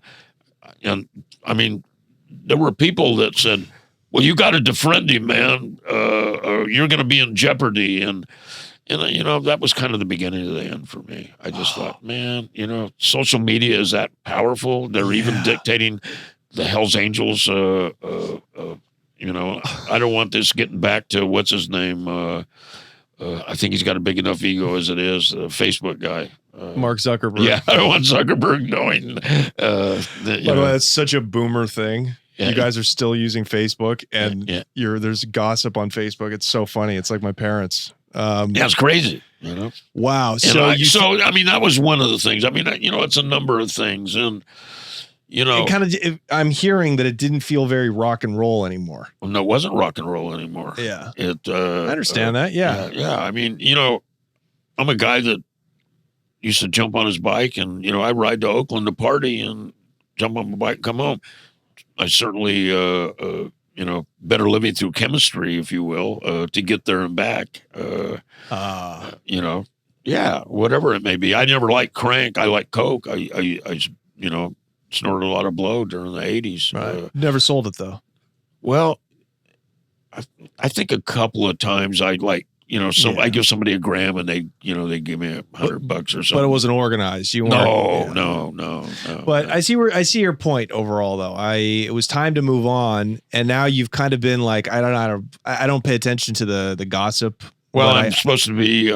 You're supposed to be out bad or something? I'm out bad. Nobody's allowed to talk to me. Have they defriended you on Facebook? They totally defriended me. And I found it ironic. And, you know, the day I quit the club, I have pretty big social media following. You probably do as well. And the day I quit the club, you know, I immediately lost 700 followers, you know, that were no longer allowed to follow me. And I found the whole thing kind of humorous, ludicrous, angry. I was angry about it. All those things all wrapped into one. But, you know, I'm out bad. Sonny's tried to start a rumor that I had become a government informant, you know. And, you know, my answer to the Hells Angels and to the world is, if I had become a government informant, you know, all the top dogs would probably be in prison. You know, a lot of dirt. Yeah, and you know that's what the feds told me. You know, they wanted me to flip. You know, after you left. After I left, they indicted me. Yeah, several weeks after I left. And over what? Can you explain that? Yeah, they said that I ordered a firebombing of the 2 tattoo shop competitions in town. It was arson, interfering in interstate commerce. I don't know where they came up with that. You had the most popular tattoo shop in town for a long time, 35 years, and then now there's new tattoo shops in town, and you're accused of basically firebombing. Firebombing them. Yeah. Well, were they firebombed? They were firebombed, and you know my. I wonder who did that. Well, I'm gonna talk about it. Okay. My defense team, like I wanted to tell a judge, it's obvious I had nothing to do with it because they were still standing. They were firebombed unsuccessfly. Whoever did it was an amateur, and they threw the Molotov cocktail in there, and they didn't mix it right, and it flashed out. Yeah, the explosion put out the fire. You know, I don't know if you know that term or not. No, but if you had done it, you would have done it. You know how to do it. I would have made it. It would have burned to the ground. Right. Yeah. And you know, of course, my daughter's my lawyer. You know, she's Jesus Christ, Dad, what's wrong with you? And I go, well, you know, but I got to tell you, they were trying to blame me for other fire bombings and whatnot. And you know, Judge Wu, man, a pretty brave guy. He said, well, let me ask you this. He said, did you ever see Mr. Christie walking down the street? Or do you have any witnesses that saw him walking down the street with a Molotov cocktail? I said, well, no, Your Honor. And he goes, well, you can't just make this stuff up because it's folklore or it's myth. Right. He goes, oh, come into my courtroom with evidence. Right. And ultimately, the judge said, look, he told the U.S. attorney, this isn't the case you want it to be. He goes, you want this to be your career case. He goes, this is not it. He goes, this is a weak case. It's a house of cards. And I was being kind of cavalier, sitting at the defense table. Like, I thought, gee, maybe this guy's going to give me a direct acquittal from the bench or something. No, so you're in trial. Is this a pretrial motion, or you're actually in the trial? We're in picking the jury, and we're getting ready to start. Yeah. And the jury's picked. And then he looks at me, and he goes, and you, Mr. Christie. He goes, God only knows what you've gotten away with the last 40 years. And he goes, I want you guys to go down to Judge Walter's court. I want you to come back with an agreement, a plea agreement. He goes, let's end this. He goes, this is ridiculous. And, because their best witness is the witness that I just alluded to earlier. Did Mr. Christie, tell you to bomb the tattoo shop, and this is part of the record. No, but I knew what Mr. Christie was thinking. He wanted me to firebomb the tattoo shop. Crazy. He's reading my mind, Right, and sure. the Judge Wu's too smart. Judge Wu's going, So why in the world would you take a plea if you're completely that innocent? 98% conviction rate and count 1 through 8. Count 6, 7, and 8. Mandatory minimums of life using arson to control somebody. That's a very heavy beef with the feds. I think there's somebody right now that rioted. I don't know what the deposition was, the outcome, but they were 2 lawyers, I think, and one of them was accused of firebombing a police car in New York. Oh, wow. Do you recall this? No. They were looking at life, Yeah. It's a serious offense. There's another case on the record. The guy had Asperger's, so that was all taken into consideration. But he firebombed. He was one of these Earth First guys, and he firebombed a car lot. Yeah. And a lot of that used to happen in Portland. Yeah, he's looking at life. A lot of anarchists. Yes, he was looking at life. I was in prison with a lot of firebugs. They don't f around with the fire. They don't like bombings. No, they don't. Yeah, it's interesting. Yeah, but I think they're more serious about arson than bombings, perhaps. because I think arson can get out of control. Right. Yeah. And some of these laws are antiquated. Yeah. And you got people. A law gets established in 1870, and the whole town's wood. Yeah. So I don't know. I speculate on some of this stuff. So you ended up working out a plea. I pled from 0 to 5. My daughter put up a hell of a fight. She got. And they don't do this, and you may not know this because you weren't in the Fed system, but they don't give you credit for house arrest. Oh, Daughter got them to give me 2 years credit on house arrest, and they sent me to Texas for a year, to prison for a year. So they wanted 3 years out of me once we made the deal, right. And the judge goes, "I'm going to give you 3 years. I'm going to give you the 2 years on house arrest, and I'm going to give you a year in Texas." And the U.S. attorney was bummed. He wanted me to, go away forever and be in the papers. Yeah. So with that said, you're an innocent man. Innocent. You're not guilty of this. Right. But crime. I'll tell you. But are you worried now if somebody gets what? shot on the streets of Ventura? Are you worried that somebody's gonna be like, "Hey, George Christie said I did it"? I mean. It seems like persecution. Well, perhaps it is, but you get the Donald Trump over here. Judge, well, he's got more felonies than me. I'm a little upset. Yeah. And should run for we should run for his cabinet. Well, I'd be more than happy to take over the Bureau of Prisons for him if he's out there. I mean, I've said some. Look, I think Donald Trump's getting a raw deal. Personally, I think they're picking on him because of his whole posture and whatnot.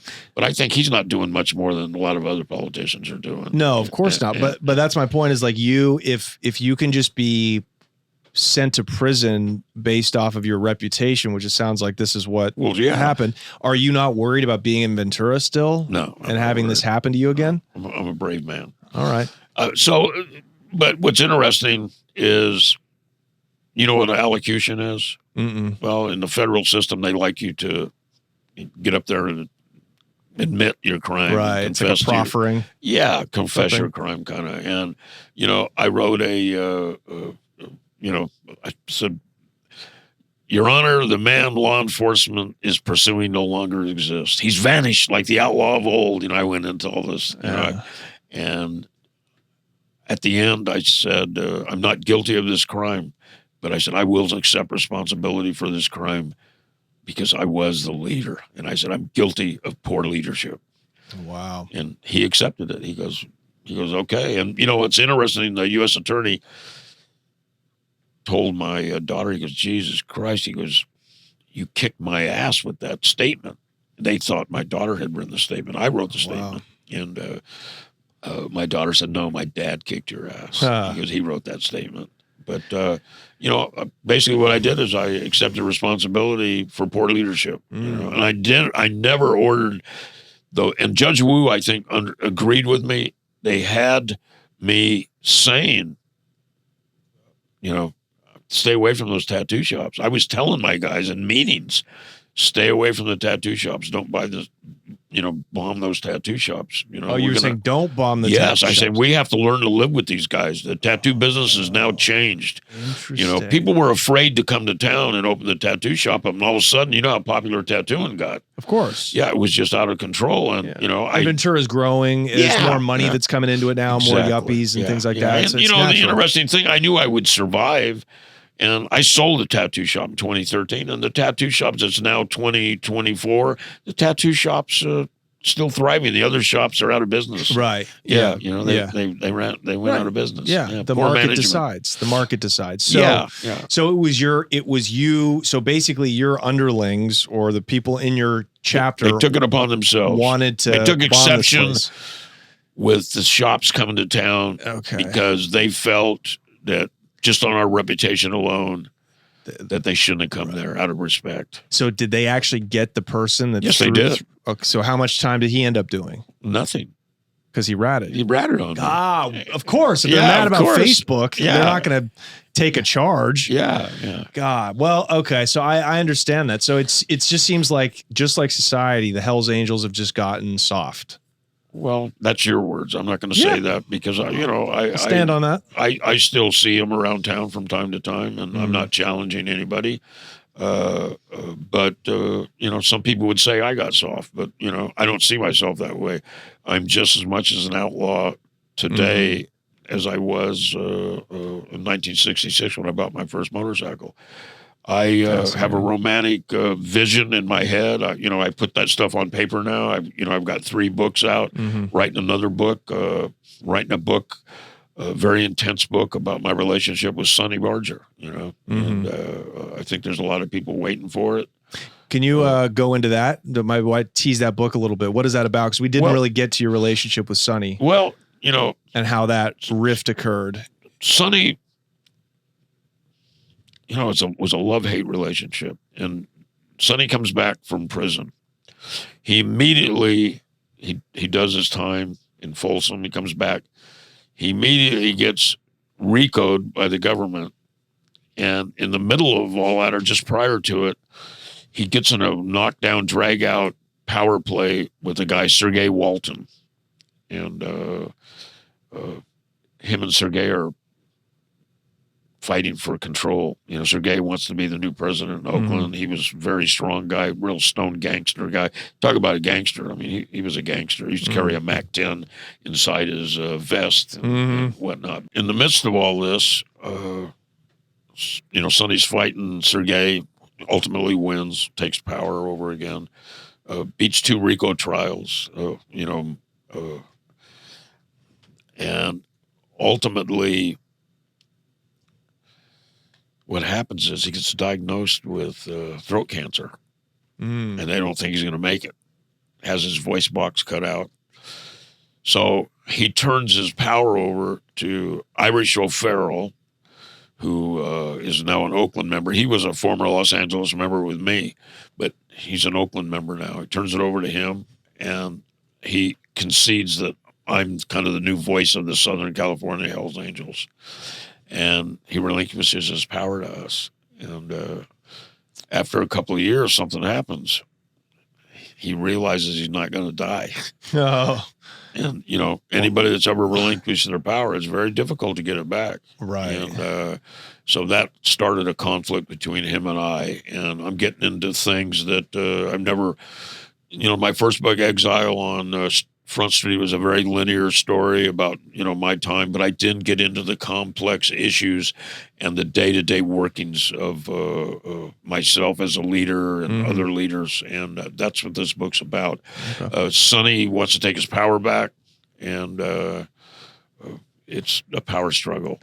Okay. Irish winds up getting murdered. By the AB. Aryan Brotherhood. In prison or on the streets? On the street. Is there a relationship between the Aryan Brotherhood and the Hells Angels on the street? Well, like, as in terms of like alliances? No, I never saw that. Okay. You know, people try to say that. If you wanted to say they were aligned with anybody, and I wanted to say this earlier, but I found that the Hells Angels were more friends with the Mexican Mafia than anyone. I became very good friends with Mike Ison. I don't know if you've ever heard of him. You can look him up. His name is Mike Acha Ison. You know, he was a very powerful figure in the MA. And it's funny, we were talking one time about what was the attraction. We had said earlier, you know, what was the attraction of these musicians and rock stars and movie stars and public figures hanging out with the Hells Angels. And Mike, you know, we were sitting in the clubhouse. This is after I figured out who Mike was. I didn't know who he was at first. And, you know, then I realized this guy's head of one of the top 3 guys in the Mexican Mafia. But he said it's like holding a rattlesnake, George. You just don't know if it's going to bite you or not. You know, and that's how he explained the interest and attraction of all the celebrities. Right, you know? right. And because I was really close with a lot of celebrities at the time. Yeah. You know, I don't know if you remember Mickey Rourke as an actor. Of course. Yeah, Mickey Rourke and I were like ace deuce, you know.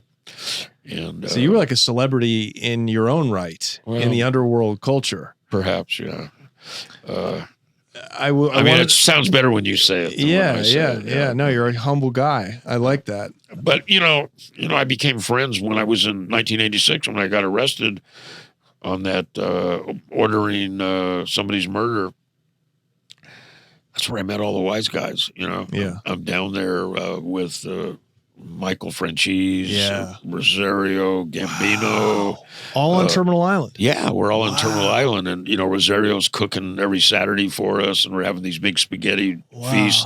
It's not like it wasn't Goodfellas. They didn't have lobster on, you know, on ice. There's no bubbly. Yeah, but, I mean, we had canned clams. Yeah. And, I mean, people were bringing stuff in for us. We had a telephone buried in the wall, you know, one of those big block ones. Yeah. You know? And we had a lot of things going, and it's funny. I met a lot of wise guys down there. Like I said, I had that Sam Sarantino, and I had a long discussion about the war in Los Angeles, how it really interfered in things. My initial lawyer on my case was Alan Kaplan and Norm Green, who had just come off the Stardust skimming case. I don't know if you're familiar with. You know, you seen the movie Casino? Yeah. Well, that's what that was. That's what that was. Oh, the Stardust, of course. That was the casino. That was the mob casino. Yeah, it was a mob casino. Yeah. And that's where I met in Las Vegas. You know, I met Anthony Spilotro, you know, and he came and confronted me, wanted to know what the I was doing in Las Vegas. I mean, he came at me really aggressive, and he's just this little guy. And I respectfully got back in his face, and I said, "Hey, man, we're just passing through. What's your problem?" You know, and we started talking, and him and I actually spent the evening together. And at the time, I didn't know who Tony Spilotro was. You know, of course, I find out later. You know, he's dead then. But did you hear that anecdote from Jay Dobbins when he was undercover? He was with a Chandler or a Phoenix chapter of the Hells Angels. As a hang around or a prospect, and they heard that the Mongols were driving through Vegas. Right. And so The Banditos, and without permission. And so that he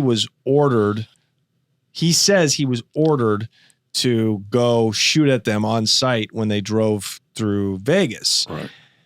Now that to me sounds, is that true? Like, is that something that the chapter president would order? I mean, that's a serious. That's a serious. That's as federal order. and as that's a criminal very, as you can very get. serious order. And I'm going to tell you, a lot of people ran their charge a lot different than I ran Ventura. Yeah. And I'm going to tell you, we were known as the very enigmatic charter. People in the Hells Angels would ask me what was going on. I'd tell them none of their business. Yeah. And this is very interesting. You're going to enjoy this. I get a phone call during this particular envelope of time. I'm trying to stop a war in the Scandinavian countries between the Hells Angels and the Banditos. Wow, they got beef all the way over in Scandinavia, Norway. So I get a phone call from George Weggers, the international leader of the Banditos. And he says to me, he goes, I just got information from the feds. You guys got a hit on me. And I didn't know anything about it at the time, but I suspect that's what it was about. Wow. Yeah, it was about him driving through Vegas. And Jay Dobbins telling, hey, there's been a threat on George Weggers' life. George Weggers gets on the phone and asks me, hey, I thought we were in peace talks. He goes, what the going on, man? You put a contract on me? I go, George, I don't know anything about it. And I didn't know anything about it. But and that's true because, again, you guys, what makes you different is that you have no central authority. Correct. Yeah. So, I mean, how are you going to RICO somebody? Right. So it's a complex issue. So it's safe to say, I think what's interesting. You've answered a lot of questions today. All right. It seems like there's a real glamorous, quasi-legit, maybe even fully or close to fully legit side of the Hells Angels in these affluent places like Ventura, right? I think there is. Yeah. And then you've got places like dusty New Mexico, Arizona, that are just haven for criminals because it's on the border and there's just a lot more people doing dirt. And that's there's a real dark underside to that. The West Coast has nothing to do with. Okay, let me say something. Okay. I open up a concert promotion business in the mid-'80s, early 80s. And, Waylon Jennings, Jerry Garcia, Ricky Nelson, Jug Kershaw, tried to get the Chili Peppers, but they wouldn't let me bring them because they take their clothes off. That's remember how they used to do the act? Yeah. But anyways, I've got a thriving concert promotion business going. So I go up to Santa Barbara. I go, I'm going to keep it out of Ventura. So none of the cops take it personal or whatever. So I do all my concerts at the Arlington Theater. And I get a phone call from Metro Media office in Santa Barbara. They run the Arlington Theater. They own the Arlington Theater. And they want me to come up. They want to talk to me. So I go up there, and the manager of the theater sitting there and with some head from Metro Media, I don't recall. And they go, well, the detectives from Ventura were here. And they said, you're responsible. And they start naming all these murders and this and that. And they don't think we should do business with you. And I said, well, what are you guys going to do? And they knew that, I wasn't going to let them get away with that. I would have sued them or whatever. But they were very kind to me. They said, we told them the truth. We told them that you were probably one of the best concert promoters up here. You were probably the most honest. You never argued or tried to cheat us out of any money. That's real classical in the concert promotion business. Of course. And they said, we're going to continue to do business with you. But what we'd like you to do is we'd like you to perhaps purchase the Ventura Theater. The Ventura Theater was owned by Metro Media at the time. And I could have bought the Ventura Theater for $350,000. Oh my God. I missed it just by a couple of weeks. Dr. Elardo, a local doctor that was a good friend of mine, bought it in Ventura. The word got out that it was for sale. But so I continue with my concert promotion business, and this is burning some of these cops' ass. So what do? They go to every one of my clients, and I named the clients earlier, and I had more clients than that. I can't remember everybody I promoted. They said, if you continue to do business with Knockout Productions, that was the name of my company, we are going to audit you with an IRS audit. Jesus. And everybody stepped away, but one person, Jerry Garcia. Nice. Jerry Garcia said, "F him, George. Let him come after us." Because I used to pick Jerry up at the airport when he flew into town, and we were friends. And he said, "You know, f him." He goes, "Let him come after us. Everything we're doing is all legal," because they had that reputation anyways. Outlaws themselves. Yeah. Right. And good for him. Yeah. So he stuck with me, and I wound up becoming partners. And when Bill Graham was alive, Bill Graham and I started co-promoting the Jerry Garcia band, and it, went from a few hundred people to 5,000-6,000 people were coming to concerts to see his. So it sounds like the feds up there just didn't really have a lot to do. That's that's really interesting you say that, because I have a friend that's I'm not going to mention his name because he's a sergeant down here with the LAPD. He's very high profile. He's part of the union, and he's on the news all the time. And he used to come by the clubhouse when he was a kid, and he grew up, became a cop, and he said to me, he goes, "George, why did you move from LA?" He goes, "We wouldn't have paid any attention. In fact, we might have gave you a free rein down there as long as you controlled your sector." So, I don't know. I mean, you don't know. It's a lot more dangerous down here, though. It is. There's a lot more cops. And it's funny. I remember years ago, I turned off at Westwood, and I turned the wrong way, and I kept going further and further and further up into South Central. And I had this black gang kind of surround me. And, is this the '92 riots? No, this was in the '80s, and I was coming down to meet Mickey Rourke. We were going to. There was a nightclub that was very exclusive, and they changed locations, and nobody knew the location till like 2 hours before the venue. It was called Rubbers. I don't know if you ever heard of it or not. It was a big deal, and it was kind of on the cusp of taking ecstasy and all that, but it was called Rubbers, and it was secret nightclubs, and all the celebrities would go and whatnot. And they surrounded me, and they go, "What are you doing down here in our area?" And they were really cool to me. I go, "Where am I?" And they go, "You're in the wrong part of town, son." And they go, "You could turn around and go that way." And, wow. And I turned around and went the opposite way. But, I don't know if these guys were Bloods or Crips or who they were, but, our colors were red. So I don't even remember what these guys were. Times have changed now. You ask a white person what they're doing down here, they're moving in. Yeah. Well, it's, Well, I want to, that really, that was something. Well, I hope I wanted to answer your questions honestly, and I think I did. I mean, I'm certainly not going to admit to any crimes per se, but I see myself as an outlaw, not a criminal. Yeah. I really do. Well, if the judge is going to sit there and say, you said yourself, we can't assume that law enforcement is stupid. They know what you're doing. Yeah, absolutely. But if the judge, Mr. Wu, the poor Mr. Wu, looked at you and said, you've gotten away with a lot over the years, then I don't know. I take some, that's credible. And there was some real substance to what he said.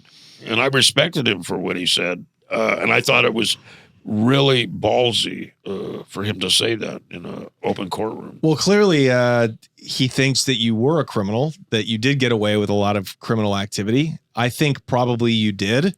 But I think you did a good job of, and you actually answered my question about the structure of the Hells Angels. And that is one of less organization and less conspiratorial mindedness than the media and law enforcement paints you guys out to be. Right. Well, let me say something in closing. Sure. So I go, if that's what we're doing, if we're closing. Yeah, we're going to move over to the Patreon after this. So I'm down in Terminal Island. I'm meeting all these mob guys. They're all giving me their, their little club numbers. Mm-hmm. They have their clubs. Social clubs. They have all their social clubs. I've got all their numbers. I've got their personal numbers. I've got Rosario Gambino's phone number. I've got Tommy Gambino's, his son, who later becomes a mob captain down there or something. I know Tommy. And so my house gets raided. And this will give you some idea. The cops take my Rolodex, and I think you were making a comment earlier about a Rolodex or something. I don't know if, and maybe it was just in passing, but they take my Rolodex and they go through it and they find all these social club numbers and all these guys, all these numbers out of New York. And what do? They call the newspapers up and they go, if George Christie is not a criminal, I'm using, they said, what's he doing with all these mob guys and these social clubs numbers in his Rolodex? And the newspaper called me, and they said, hey, George, we got a question for you. You got raided. They're going through your Rolodex. You got all these mob-made guys in your Rolodex. What do you say to that? And I said, well, this is what I say to that. I said, I also have David Carradine's, Sean Penn's, Mickey Rourke's. And I said, and that doesn't make me an actor. Yeah, right. And that was their bite, they had it's a cat and mouse game. Yeah. It's like they were mad that I beat that case. Yeah. And they wanted to dirty me up. So they call the newspaper and tell them, is that part of their investigation to do that? Yeah. No. Is it or isn't it? I don't know. It seems punitive. Yeah, absolutely. It seems punitive. Yeah, and did I cry about it? No, I took it and used it against him. It's ultimately I carried the torch in the Olympics, and do you know what the final outcome was, right? I carried the torch. I was a big hero. I put the ATF in their place, but about 4 weeks after I carried the torch, somebody threw a hand grenade in the clubhouse, and the hand grenade came from the armory in Akron where the ATF was stationed. Wow. I had the spoon. I took the spoon. Yeah. I had the numbers traced back, and they traced right back to the armory. So, Did the grenade go off? Yeah. Put 2 people in the hospital. Oh, my God. When I held an impromptu press conference that morning in the LA Times and the other, papers were there, and they said, George, do you have any suspects? And I said, I do. I have a long list. And I said, the ATF's right at the top. And, my position has always been, not that the ATF was ordered to do that. What we had was a couple of rogue agents threw that hand grenade in the clubhouse because they raided the clubhouse 2 days later with a warrant because they knew there were two legal shotguns in the clubhouse. Yeah. And what they did was they were trying to put anybody that had been in the clubhouse when the grenade went off and the shotguns were there, they were going to be from felons in possession of a weapon. And 2 guys got indicted, and they went to prison. Yeah. Over those shotguns? Over those shotguns, yeah. Man. So, it's a cat and mouse game. It's you were in Cold War with the feds for 3 decades. Yeah, absolutely. That is crazy. That is crazy. That's so disgusting. It's the reason why people. Well, it's the reason why Trump is more popular after getting indicted, because it's an overreach of the federal government. And let me say something. The things I said years ago, people now go, man, they've been doing that. They did that to you for years, George. Right. And it's absolute truth. I never had to embellish. Didn't have to embellish. Right. They were giving me the ammunition with the facts. Just nobody believed you because you were a Hell's Angel. Of course they didn't believe and we didn't have social media either. So we had to take the mainstream media I have at face to laugh value. when you say social media because I'm thinking about, defriending. Yeah. I don't know who I'm going to defriend next.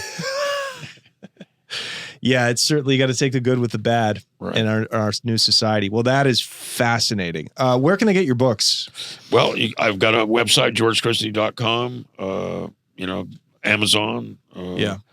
And then your podcast? My podcast is Speak of the Devil. It's on Patreon.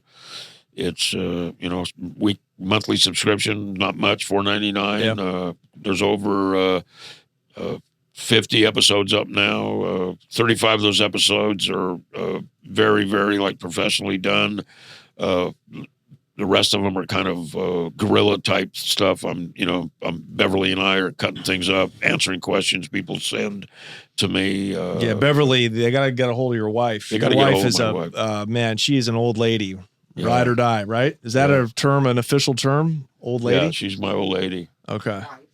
Yeah, sorry. My bad. I thought that's what... now you're in the dog. No. I'm glad you said it, I'm in the doghouse, dude. You're getting laid tonight. I'm the one in the doghouse.